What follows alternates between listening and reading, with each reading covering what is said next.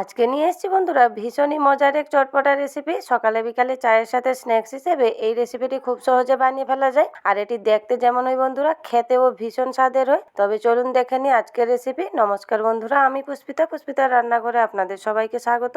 খুবই চটপটা এই রেসিপির জন্য এখানে একটা বড় সাইজের আমি পেঁয়াজ নিয়েছি, আর পেঁয়াজটা একটু বড় করেই নিতে হবে। আগে থেকেই পেঁয়াজটাকে ছাড়িয়ে আমি জলে রেখেছিলাম। এরপর পেঁয়াজটাকে আমি কেটে নিয়েছি, আর ঠিক এইভাবে লেয়ার করে কেটে নিতে হবে।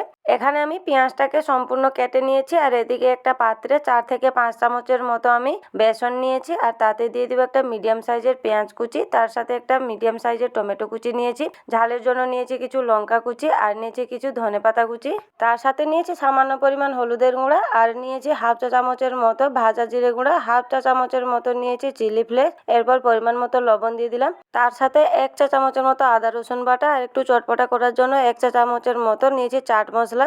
এরপর অল্প অল্প নর্মাল জল দিয়ে সবকিছু খুব ভালোভাবে মিশিয়ে নিব। এখানে বেশি পাতলা করা যাবে না, একটু ঘন করেই এখানে ব্যাটারটা রেডি করতে হবে। ব্যাটারটা এখানে রেডি হয়ে গেছে, আর এদিকে একটা কড়াইতে আমি অল্প একটু তেল নিয়েছি। তেলটা গরম হওয়ার পর তাতে যে পেঁয়াজের লেয়ারগুলো কেটে রেখেছিলাম এইভাবে একটা একটা করে সাজিয়ে দিব। সাজিয়ে দেওয়ার পর যে ব্যাটারটা রেডি করে রেখেছিলাম তা থেকে 1 চামচ করে ওই পেঁয়াজের লেয়ারের মধ্যে এইভাবে দিয়ে দিব। এইভাবে দিলে নাস্তাটি দেখতেও খুব সুন্দর লাগে। এখানে আমি পেঁয়াজের লেয়ারের মধ্যে সমস্ত ব্যাটার দিয়ে দিয়েছি। এরপর মিডিয়াম টু লো ফ্লেমে কিছুক্ষণ নাস্তাটিকে ছেড়ে দিতে হবে। কিছুক্ষণ পর আমি নাস্তাটিকে উল্টে নিচ্ছি, আর এইভাবে উল্টে পাল্টে একটু হালকা লাল করে ভেজে নিতে হবে। বন্ধুরা, এটি বানানো খুবই সোজা, কম তেলের মধ্যেও ভাজা হয়ে যায়।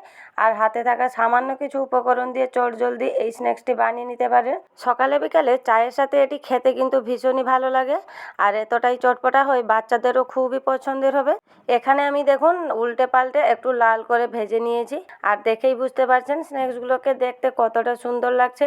ঠিক এইভাবে কম সময়ের মধ্যেও বানিয়ে নিতে পারেন। ছোটোখাটো খিদে লাগলেও এইভাবে কিছু বানিয়ে নিতে পারেন, আর এটি যে কোনো সসের সাথে খেতেও খুব ভালো লাগে। বন্ধুরা, আজকের আমার এই কম সময়ের মধ্যে চটপটা রেসিপিটি কেমন লাগলো কমেন্ট বক্সে অবশ্যই জানাবেন। যদি ভালো লেগে থাকে তাহলে চ্যানেলটিকে সাবস্ক্রাইব করে পাশে থাকবেন।